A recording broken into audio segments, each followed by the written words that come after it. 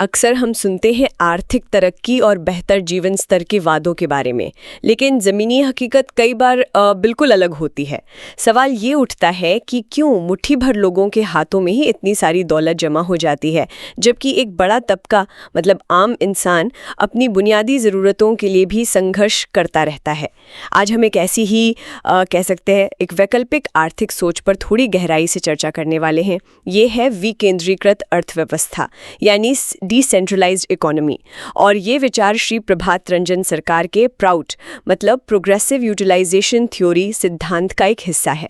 हमारे पास श्री सरकार के लेखों के कुछ बहुत महत्वपूर्ण अंश है। आज इस चर्चा का मकसद है प्राउट की इस आर्थिक सोच के जो बुनियादी सिद्धांत हैं और समाज पर इसका क्या असर हो सकता है उसको समझना। तो चलिए इस वैकल्पिक नज़रिए की तहों में उतरते हैं, देखते हैं कि ये है क्या। सबसे पहले ये समझते हैं कि जो मौजूदा आर्थिक व्यवस्थाएं हैं उनमें आखिर दिक्कतें क्या हैं। मतलब दुनिया भर में सरकारें नीतियां बनाती हैं, बड़े बड़े दावे करती हैं, फिर भी आम आदमी के जीवन स्तर में वो सुधार क्यों नहीं दिखता जिसकी उम्मीद की जाती है। स्रोत इशारा करते हैं कि समस्या की जड़ कहीं ना कहीं आर्थिक केंद्रीकरण में है, चाहे वो पूंजीवादी व्यवस्था हो या फिर साम्यवादी, दोनों में ये देखने को मिलता है। हाँ बिल्कुल। और स्रोत ये भी साफ करते हैं कि ऐसी केंद्रीकृत व्यवस्था में जहां मतलब फैसले लेने की सारी ताकत कुछ ही लोगों के पास हो, वहां आर्थिक शोषण का खत्म होना या आम लोगों की समस्याओं का कोई स्थायी समाधान मिलना वो लगभग नामुमकिन सा है। नामुमकिन क्यों? ऐसा इसलिए क्योंकि नीतियां बनाने वाले लोग अक्सर जमीनी हकीकत से कोसों दूर होते हैं। मतलब बंद एयर कंडीशन कमरों में बैठकर योजनाएं बनती हैं। अब कोई हजारों मील दूर बैठकर किसी गांव या छोटे कस्बे की असली जरूरतें कैसे समझ सकता है? ये एक बड़ा सवाल है। सही बात है। और इसका एक और बहुत बड़ा असर पड़ता है क्षेत्रीय असमानता के रूप में।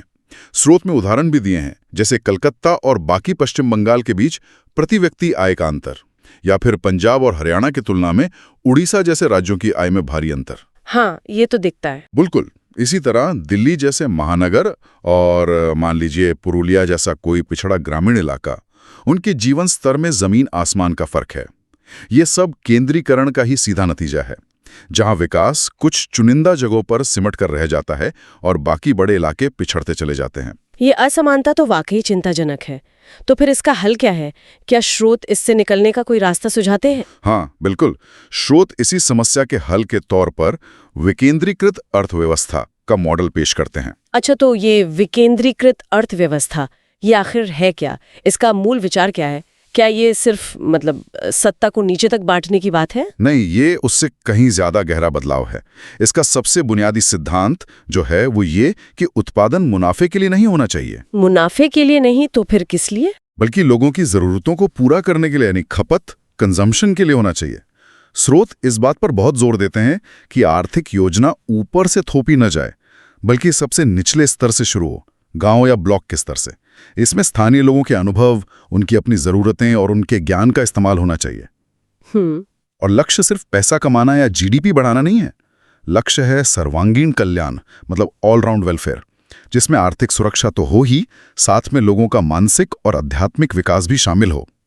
सोच ये है कि जब लोगों की बुनियादी जरूरतें आसानी से पूरी होंगी, तभी तो वे अपनी बाकी क्षमताओं को निखारने पर ध्यान दे पाएंगे, है ना? हाँ, ये तो सोचने का एक बिल्कुल अलग तरीका लगता है। मतलब मुनाफे से हटकर इंसान पर ध्यान देना। चलिए अब इसके उन मुख्य सिद्धांतों को समझते हैं जिन पर यह पूरी व्यवस्था टिकी है। स्रोत ने 5 खास बातें बताई हैं। पहली है स्थानीय संसाधनों पर स्थानीय लोगों का नियंत्रण, खासकर उन संसाधनों पर जो जीवन की न्यूनतम जरूरतें पूरी करने के लिए आवश्यक है। पर यहाँ ये स्थानीय लोग कौन है? क्या मतलब जो उस जगह पैदा हुए? नहीं, स्रोत इसे जन्म या सिर्फ निवास स्थान से नहीं जोड़ते। स्थानीय वो व्यक्ति है जिसने अपने निजी आर्थिक हितों को उस इलाके के सामूहिक आर्थिक हितों के साथ पूरी तरह से जोड़ लिया है। अच्छा। चाहे उसकी जाति, धर्म, रंग या मूल कुछ भी हो। अहम यह है कि क्या वो उस समुदाय की भलाई में अपनी भलाई देखता है या नहीं। सिर्फ वहां रहना काफी नहीं है, बल्कि सक्रिय रूप से अपने आर्थिक भलाई को उस जगह की तरक्की से जोड़ना जरूरी है। किसी बाहरी कंपनी के एजेंट की तरह नहीं जो सिर्फ मुनाफा निकालकर बाहर ले जाना चाहता हूं। और ये जो बाहरी दखलंदाजी रोकने पर इतना जोर है, वो क्यों? वो इसलिए ताकि स्थानीय पूंजी बाहर ना जा सके और बाहरी ताकतों द्वारा, मतलब बाहर के लोगों द्वारा आर्थिक शोषण ना हो। नियंत्रण उन संसाधनों पर हो जो न्यूनतम जरूरतें पूरी करने के लिए जरूरी हैं। अब सवाल आता है कि जो अतिरिक्त धन पैदा होगा, सरप्लस वेल्थ, उसका क्या होगा? स्रोत कहते हैं कि इसे योग्यता या फिर सामाजिक योगदान के आधार पर बांटा जाना चाहिए। जैसे मान लीजिए डॉक्टर हैं, इंजीनियर हैं या कोई कुशल कारीगर हैं, जो समाज को ज्यादा दे रहे हैं उन्हें शायद बेहतर सुविधाएं मिल सकती हैं। लेकिन क्या इससे फिर से वही असमानता नहीं बढ़ेगी? एक तरफ आप कह रहे हैं शोषण खत्म करना है, दूसरी तरफ योग्यता के आधार पर बांट रहे हैं। हाँ, ये बहुत अहम सवाल है। यहीं पर एक संतुलन साधने की बात कही गई है। देखिए, एक तरफ तो योग्य लोगों को प्रोत्साहन देना जरूरी है ताकि वो और अच्छा काम करें, लेकिन दूसरी तरफ, और ये बहुत महत्वपूर्ण है, आम लोगों की जो न्यूनतम जरूरतें हैं, मिनिमम स्टैंडर्ड ऑफ लिविंग, उसका स्तर भी लगातार ऊपर उठाना है। अच्छा। और साथ ही जो सबसे ज्यादा कमाने वाले हैं और जो न्यूनतम स्तर पर हैं, उनके बीच का अंतर लगातार कम करते जाना है। स्रोत ने एक उदाहरण दिया है साइकिल, स्कूटर और कार का। अगर आम आदमी साइकिल से स्कूटर पर पहुंचता है तो स्कूटर और कार का अंतर साइकिल और कार के अंतर से कम है। हाँ, समझ गए। तो लक्ष्य दोहरा है, सबका न्यूनतम स्तर भी बढ़ाना और फासला भी कम करना, ताकि शोषण की कोई गुंजाइश ही ना रहे। समझ गए। अब आते हैं दूसरे सिद्धांत पर।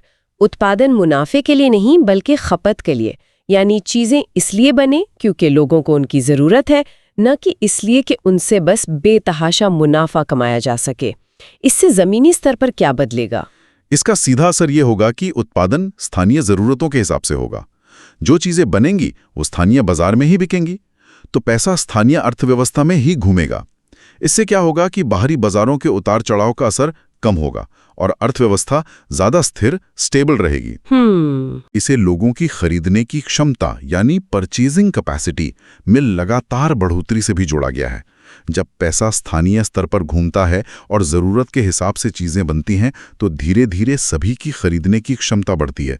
ये मौजूदा व्यवस्था से बिल्कुल अलग है, जहां पैसा कुछ ही हाथों में जमा होता जाता है और आम लोगों की खरीदने की ताकत या तो वैसी ही रहती है या घट जाती है। बिल्कुल। तीसरा सिद्धांत सहकारी समितियों मतलब कोऑपरेटिव्स की केंद्रीय भूमिका पर जोर देता है। कहा गया है कि कृषि, उद्योग, व्यापार सब कुछ इनके जरिए चलाना चाहिए। ये इतने अहम क्यों है? और अगर ये इतने अच्छे हैं तो पहले क्यों कामयाब नहीं हुए ज्यादातर जगहों पर? हाँ, स्रोत मानते हैं कि सहकारी समितियां इस विकेंद्रीकृत ढांचे की समझिए रीढ़ हैं। कृषि हो, मध्यम दर्जे के उद्योग हों या फिर सामान का वितरण, सब इनके माध्यम से होना चाहिए। पहले ये इसलिए असफल रहीं क्योंकि माहौल ही पूरा केंद्रीकृत था, शोषण था, भ्रष्टाचार था। उन्हें बड़ी पूंजीवादी ताकतों से मुकाबला करना पड़ता था और स्थानीय संसाधनों पर उनका कोई अधिकार नहीं था। हाँ, ये तो था। विकेंद्रीकृत अर्थव्यवस्था में माहौल बिल्कुल अलग होगा। स्रोत के अनुसार विकेंद्रीकृत अर्थव्यवस्था और सहकारी व्यवस्था ये दोनों एक दूसरे के पूरक हैं, मतलब इन्हें अलग नहीं किया जा सकता। मध्यम स्तर के उद्योग जो अर्थव्यवस्था का मुख्य आधार होंगे, उन्हें सहकारी समितियों को ही चलाना चाहिए। निजी स्वामित्व, प्राइवेट ओनरशिप को धीरे धीरे खत्म होना चाहिए, सिवाय शायद बहुत छोटे स्तर के कामों के या फिर ऐसे जटिल कामों के जिन्हें सहकारी समिति शायद उतनी कुशलता से ना कर सके। यहां तक कि सामान का वितरण भी उपभोक्ता सहकारी समितियों, कंज्यूमर्स कोऑपरेटिव्स के माध्यम से ही होना चाहिए, ताकि बिचौलियों का जो मुनाफा है वो खत्म हो। चौथा सिद्धांत है स्थानीय लोगों को स्थानीय उद्योगों में रोजगार। ये तो सुनने में काफी सीधा लगता है, पर इस पर इतना जोर क्यों दिया गया है? जोर इसलिए है ताकि स्थानीय प्रतिभा और हुनर का इस्तेमाल स्थानीय विकास के लिए ही हो सके। जब लोगों को अपने घर के पास ही काम मिलेगा तो उन्हें रोजगार के लिए बड़े शहरों की तरफ या प्रदेश जाने की जरूरत नहीं पड़ेगी। हाँ, पलायन रुकेगा। बिल्कुल। इससे गांवों और कस्बों से शहरों की ओर जो पलायन होता है, माइग्रेशन, वो रुकेगा, जो आज एक बहुत बड़ी समस्या बनी हुई है। इसमें एक और पहलू भी जुड़ा है, स्थानीय लोगों को जरूरत के मुताबिक प्रशिक्षित करना, ट्रेन करना। खासकर कृषि क्षेत्र में जैसे आधुनिक तकनीकों के लिए विशेषज्ञों की जरूरत होगी। तो सहकारी समितियां ही गांव के लोगों को ये प्रशिक्षण देंगी। साथ ही स्थानीय जरूरत और संसाधनों को देखते हुए कृषि आधारित उद्योग लगाने होंगे, जैसे मान लीजिए फसल प्रसंस्करण इकाइयां, एग्रो इंडस्ट्रीज, या खेती के लिए जरूरी सामान बनाने वाले उद्योग, एग्रीको इंडस्ट्रीज। और ये भी सहकारी समितियों के माध्यम से ही विकसित किए जाएंगे। और पांचवां सिद्धांत है स्थानीय स्तर पर बनी चीजों के इस्तेमाल को प्राथमिकता देना। मतलब अपने इलाके में बनी चीजें खरीदो, लेकिन क्या होगा अगर शुरू में वो महंगी हो या बाहर की चीजों जितनी अच्छी ना हो? क्या फिर भी उन्हें इस्तेमाल करना है? हाँ, स्रोत यही कहते हैं। सोच ये है कि जब स्थानीय लोग अपनी बनाई चीजें खरीदेंगे तो पैसा स्थानीय बाजार में ही रहेगा। स्थानीय उद्योग पनपेंगे। हो सकता है शुरू में शायद गुणवत्ता में या कीमत में थोड़ा समझौता करना पड़े, लेकिन जैसे जैसे मांग बढ़ेगी और उद्योग विकसित होंगे, गुणवत्ता भी सुधरेगी और कीमतें भी वाजिब होंगी। ये एक तरह का निवेश है अपनी ही स्थानीय अर्थव्यवस्था में। लेकिन ये प्रैक्टिकल कितना है? लोग मानेंगे? हाँ, यहाँ एक चेतावनी भी दी गई है। अगर स्थानीय उत्पाद लोगों की बुनियादी जरूरतें भी पूरी नहीं कर पा रहे हैं या गुणवत्ता बहुत ही खराब है, तो सिर्फ देशभक्ति या स्थानीयता के नाम पर उन्हें मजबूर नहीं किया जा सकता। ऐसी स्थिति में उन उत्पादों की गुणवत्ता सुधारने, कीमत घटाने और आपूर्ति बढ़ाने के लिए तुरंत, मतलब फौरन, ठोस कदम उठाने होंगे। वरना क्या होगा, लोग मजबूरन बाहर से तस्करी का सामान मंगाने लगेंगे, जिससे पूरी व्यवस्था को नुकसान होगा। ये सवाल तो रहेगा ही कि क्या लोग थोड़े समय की असुविधा झेलकर लंबे समय के स्थानीय फायदे के लिए तैयार होंगे? ये देखना होगा।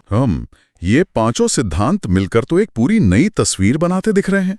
अब देखते हैं कि ये व्यवस्था अलग अलग क्षेत्रों में असल में काम कैसे करेगी। जैसे कृषि में क्या बदलाव आएंगे? कृषि में, जैसा हमने पहले भी कहा, सहकारी समितियां ही केंद्र में होंगी। वही उत्पादन की योजना बनाएंगी, चीजों का दाम तय करेंगी और बिक्री का इंतजाम करेंगी। जाहिर है, इन समितियों पर नियंत्रण और निगरानी स्थानीय लोगों की ही होगी। कृषि उत्पादों की कीमत, लागत और अधिकतम 15% मुनाफे के आधार पर तय होगी।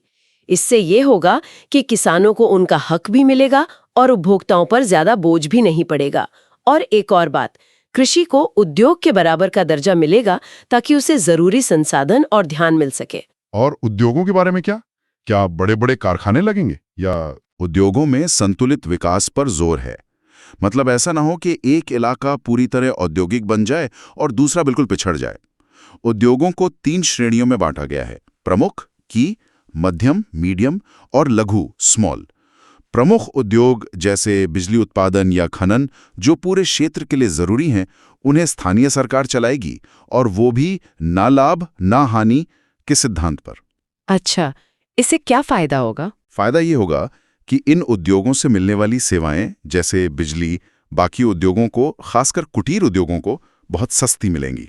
जैसे कोई बैटरी बनाने का छोटा काम कर रहा है, उसे सस्ती बिजली मिलेगी। मध्यम दर्जे के उद्योग जो अर्थव्यवस्था का मुख्य हिस्सा होंगे, जैसे कपड़ा मिलें, खाद्य प्रसंस्करण इकाइयां, उन्हें सहकारी समितियां चलाएंगी। और लघु या कुटीर उद्योग जैसे हस्तशिल्प, छोटी वर्कशॉप, वो निजी हाथों में हो सकते हैं, लेकिन उन्हें भी सहकारी व्यवस्था के साथ तालमेल बनाकर ही काम करना होगा। व्यापार और वितरण का काम उपभोक्ता सहकारी समितियां करेंगी। और एक बड़ा बदलाव, आयकर, इनकम टैक्स की जगह उत्पादन के स्रोत पर ही कर लगेगा, प्रोडक्शन टैक्स। और निर्यात और आयात के बारे में क्या नियम होंगे? बाहर से व्यापार कैसे होगा? नियम बहुत साफ हैं। निर्यात सिर्फ उन्हीं तैयार वस्तुओं, फिनिश गुड्स का होगा जो स्थानीय जरूरतें पूरी करने के बाद अतिरिक्त हों, सरप्लस हों। कच्चा माल बाहर नहीं भेजा जाएगा। निर्यात भी सरकारी समितियों के माध्यम से होगा, और मुनाफे के लिए नहीं, बल्कि जरूरत का सामान आयात करने के लिए। आयात भी सिर्फ उसी कच्चे माल का होगा जो स्थानीय स्तर पर उपलब्ध ना हो और किसी दूसरे आत्मनिर्भर क्षेत्र में अतिरिक्त मात्रा में हो। जब कोई क्षेत्र पूरी तरह आत्मनिर्भर हो जाए, तभी वो दूसरे क्षेत्रों के साथ मुक्त व्यापार, फ्री ट्रेड को बढ़ावा देगा, ताकि आपसी सहयोग बढ़े और आर्थिक समानता आए। ये तो पूरा आर्थिक ढांचा ही बदल देने वाली बात लग रही है। और स्रोत इस मॉडल को सिर्फ आर्थिक नजरिए से नहीं देखते, बल्कि इसके सामाजिक और सांस्कृतिक फायदों की भी बात करते हैं। वो क्या है? बिल्कुल, एक बड़ा फायदा बताया गया है पैसे का तेज चलन, सर्कुलेशन। जब पैसा स्थानीय स्तर पर तेजी से घूमता है तो अर्थव्यवस्था में जान आती है, समृद्धि बढ़ती है। दूसरा, आर्थिक सुरक्षा और समृद्धि को मानसिक और सांस्कृतिक विकास से जोड़ा गया है। मतलब जब लोगों को रोटी, कपड़ा, मकान की चिंता नहीं होगी, तो वे कला, साहित्य, विज्ञान और अध्यात्म जैसी चीजों की ओर ध्यान दे पाएंगे। और एक बहुत ही महत्वपूर्ण बात पर जोर दिया गया है, प्रशासन, शिक्षा, न्यायपालिका और अर्थव्यवस्था, हर स्तर पर स्थानीय भाषा का उपयोग। हाँ, ये बहुत जरूरी है। जब लोग अपनी भाषा में काम करेंगे, सीखेंगे, तो उनका आत्मविश्वास बढ़ेगा। वे प्रक्रियाओं में बेहतर ढंग से भाग ले पाएंगे। और बाहरी लोगों द्वारा भाषा की आड़ में जो शोषण होता है, उसका खतरा भी कम होगा। इस पूरी सोच को समझने के लिए इसका ऐतिहासिक संदर्भ भी देखना जरूरी है, जो स्रोत में दिया गया है। स्रोत बताते हैं कि प्राचीन काल में कला और शिल्प काफी हद तक विकेंद्रीकृत थे, मतलब कुटीर उद्योगों के रूप में चलते थे। लेकिन बाद में जब मुनाफे की सोच हावी हुई, चाहे वो पूंजीवाद हो या फिर राज्य नियंत्रित साम्यवाद, तो उसने केंद्रीकरण को जन्म दिया। और उसके परिणाम? उसके कई नकारात्मक परिणाम हुए जिनका जिक्र स्रोत करते हैं, जैसे अलग-अलग इलाकों के बीच बढ़ती हुई खाई, बड़े शहरों में भीड़-भाड़, गंदगी, बीमारियां, नैतिक पतन, प्रदूषण, ये सब चीजें। कारीगरों और मजदूरों को अपना घर परिवार छोड़कर काम की तलाश में दूर-दराज जाना पड़ता था। स्रोत में इसके लिए एक पुराना शब्द गंधारिन इस्तेमाल हुआ है। गंधारन? ये उन लोगों के लिए था जिन्हें अपनी रोजी रोटी कमाने के लिए परदेश जाना पड़ता था। तो विकेंद्रीकृत अर्थव्यवस्था को इन सभी समस्याओं के एक समाधान के तौर पे देखा गया है। एक ऐसी व्यवस्था जहां लोग अपने घर के पास रहकर सम्मान से काम कर सकें और एक स्वस्थ संतुलित समाज का निर्माण हो। तो अगर हम आज की चर्चा को समेटें तो ये जो विकेंद्रीकृत अर्थव्यवस्था है, ये महज एक आर्थिक नुस्खा नहीं है, बल्कि एक पूरी जीवन दृष्टि है। ये मुनाफा केंद्रित सोच से हटकर स्थानीय लोगों को ताकत देने, बराबरी लाने और इंसान के समग्र विकास पर ध्यान केंद्रित करने का एक प्रस्ताव है। ये मौजूदा आर्थिक ढांचे पर ही एक बुनियादी सवाल खड़ा करती है। हाँ, बिल्कुल। इसके मूल सिद्धांतों को याद रखना जरूरी है। स्थानीय संसाधनों पर स्थानीय लोगों का हक, उत्पादन मुनाफे के लिए नहीं बल्कि खपत के लिए, अर्थव्यवस्था में सहकारी समितियों की केंद्रीय भूमिका, स्थानीय लोगों के लिए स्थानीय स्तर पर रोजगार, बिल्कुल, और स्थानीय उत्पादों के इस्तेमाल को प्राथमिकता, ये इसके मुख्य स्तंभ हैं। और जाते जाते एक सवाल शायद हम सोचने के लिए छोड़ सकते हैं, जो सीधे तौर पर स्रोत में नहीं है पर उनकी भावना से जुड़ा हुआ लगता है, कि अगर अर्थव्यवस्था और इंसान का मानसिक आध्यात्मिक कल्याण इतने गहरे जुड़े हुए हैं जैसा कि प्राउड के सिद्धांत बताते हैं, तो किसी भी समुदाय में ऐसी विकेंद्रीकृत व्यवस्था को असल में कामयाब बनाने के लिए सिर्फ आर्थिक नियमों के अलावा और किन गैर आर्थिक चीजों पर ध्यान देना होगा? अच्छा सवाल है। शायद सामाजिक विश्वास, लोगों की आपसी भागीदारी या फिर साझा नैतिक मूल्य, इन पर भी सोचना होगा। हाँ, शायद। तो आज के लिए इतना ही।